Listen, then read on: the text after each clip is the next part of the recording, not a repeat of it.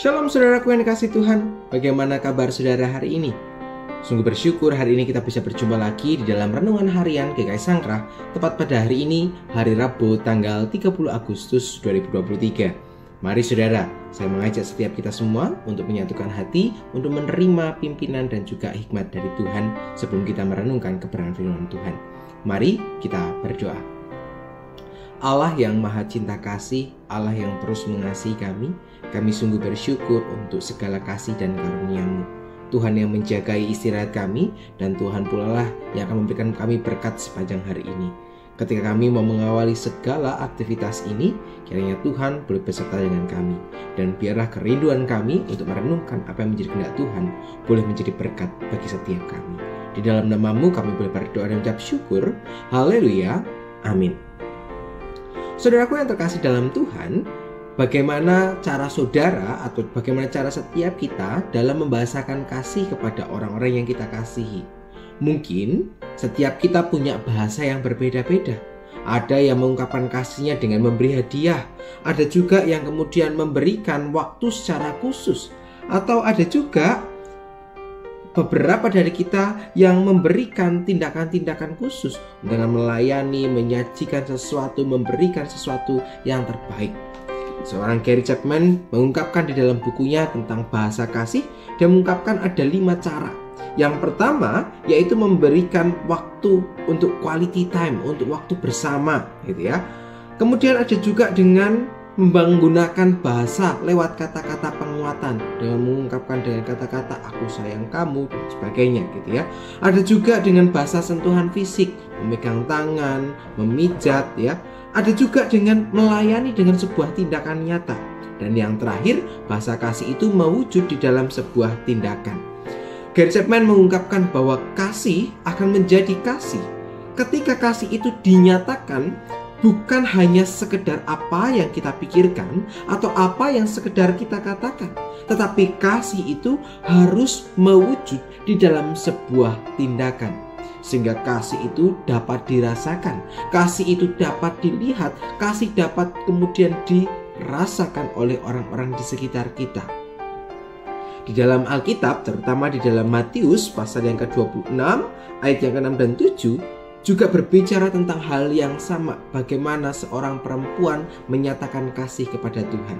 Mari bersama kita membuka Alkitab kita di dalam Matius pasal yang ke-26 ayat yang ke-6 dan ayat yang ke-7. Demikianlah firman Tuhan. Ketika Yesus berada di Betania, di rumah Simon si Kusta, datanglah seorang perempuan kepadanya membawa sebuah buli-buli pualam berisi minyak wangi yang mahal. Minyak itu dicurahkan ke atas kepala Yesus yang sedang duduk makan. Nah, saudaraku yang terkasih dalam Tuhan, suatu ketika Yesus sedang bertamu di rumah Simon si Kusta. Ya, tiba-tiba ketika Yesus berada sedang duduk di meja makan di rumah Simon, datanglah seorang perempuan. Di sini tidak dijelaskan tentang identitasnya, siapakah perempuan itu, apakah pekerjaannya, bagaimana dia bisa berjumpa dengan Yesus, gitu ya. Tetapi yang dikatakan dalam bagian Alkitab ini, seorang perempuan itu membawa minyak wangi atau membawa minyak narwastu yang sangat mahal harganya. Dan minyak yang sangat wangi itu dicurahkan ke atas kepala Yesus. Minyak narwastu itu dapat dijual seharga 300 dinar atau upah selama 300 hari bekerja atau sekitar mungkin 9-10 bulan. Nah, jumlah itu setara dengan kalau dirupiahkan hampir 30 juta, gitu ya. Itulah sebabnya ketika sang perempuan ini meminyaki kepala Yesus, ya, apa yang dilakukan oleh para murid? Para murid kemudian mencibir, ya, mengatakan, wah, itu terlalu memboroskan, itu terlalu membuang-buang. Lebih baik uang itu diberikan kepada orang-orang miskin. Ya. Tetapi apa yang menjadi respon Tuhan Yesus? Ternyata Yesus menanggapnya dengan menerima dan mengatakan itu bukan pemborosan. Itu merupakan ungkapan kasih yang terdalam dari perempuan ini. Kasih perempuan itu kepada Yesus sungguh tidak ternilai harganya. Minyak narwastu yang sangat mahal harganya itu tidak dapat menggantikan bagaimana kasih yang ada atau kasih yang dimiliki oleh perempuan ini. Bisa kita bayangkan Yesus yang sudah sangat terkenal, tidak banyak orang yang bisa menjumpai Yesus secara langsung, tapi perempuan ini memiliki satu kesempatan untuk berjumpa dengan Yesus. Dan memang ia ingin memberikan sesuatu yang terbaik. Dan bahasa kasih yang dimiliki oleh sang perempuan ini adalah pemberian. Dia memberikan minyak narwastu itu dan dia berikan kepada Yesus. Dia tahu bahwa ini menjadi kesempatan yang tidak dapat diulangi, sebuah kesempatan yang sangat-sangat berharga, dan ia mau memberikan dan menyatakan kasih itu kepada Tuhan. Sehingga tindakan yang dilakukannya bukanlah pemborosan, tapi ia ingin mengungkapkan rasa syukurnya, ia ingin mengungkapkan bahasa kasihnya lewat pemberian yang ia bisa lakukan. Nah, saudaraku yang terkasih dalam Tuhan, ketika perempuan ini tahu untuk memberikan yang terbaik, untuk mau membalas kasih yang Tuhan sudah berikan kepada perempuan ini, bagaimana dengan kita? Tuhan sudah memberikan banyak berkat kepada kita. Berkat itu jangan hanya dipahami tentang materi saja, tapi juga Tuhan memberikan banyak hal kepada kita lewat kehidupan, lewat berkat-berkat kesehatan, lewat banyak peristiwa. Tuhan juga memberikan kasih-Nya kepada setiap kita. Nah, saudara yang terkasih, ketika wanita ini tadi tahu memberikan yang terbaik, bagaimana bahasa kasihnya kepada Tuhan lewat pemberian, bagaimana dengan kita? Apa yang menjadi bahasa kasih kita kepada Tuhan kita? Bagaimana kita mengucapkan syukur kepada Tuhan Yesus yang memberikan kehidupan kita? Ya.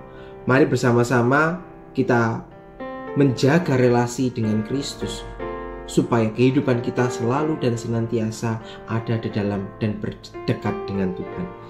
Mari bersama-sama kita ungkapkan kasih kita kepada Allah, bukan hanya lewat pemberian materi, tetapi kita juga bisa memberikan persembahan yang jauh lebih berharga, yaitu diri kita.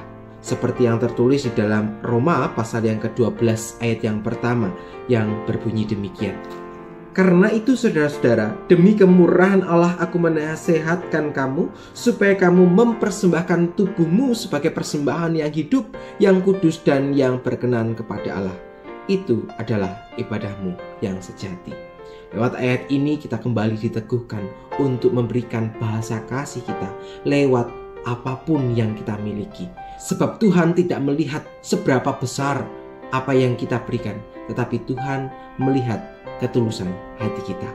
Mari terus nyatakan kasih kepada Allah, supaya lewat kehidupan kita senantiasa dapat menjadi berkat bagi banyak orang. Demikianlah perenungan kita hari ini. Biarlah firman ini menjadi berkat bagi setiap kita. Mari kita menutup perenungan ini dalam doa. Ya Tuhan Allah Bapa kami bersyukur ketika Allah terus mengasihi kami. Dan kami tahu kami harus mengasihi Tuhan sebagaimana Allah telah mengasihi kami. Biarlah kami belajar untuk mengasihi-Mu dengan tulus hati lewat apapun yang kami berikan, lewat persembahan yang kami berikan, baik secara materi maupun lewat segala daya upaya yang bisa kami berikan. Kiranya Tuhan memampukan setiap kami supaya lewat kehidupan kami dapat senantiasa menjadi berkat. Terima kasih Tuhan, di dalam nama-Mu kami boleh berdoa dan mengucap syukur. Haleluya, amin. Saudaraku yang dikasihi Tuhan, demikianlah perenungan kita hari ini. Kiranya firman hari ini boleh menjadi kekuatan bagi setiap kita untuk mempersembahkan yang terbaik kepada Tuhan lewat setiap kata dan karya yang nyata kepada Tuhan.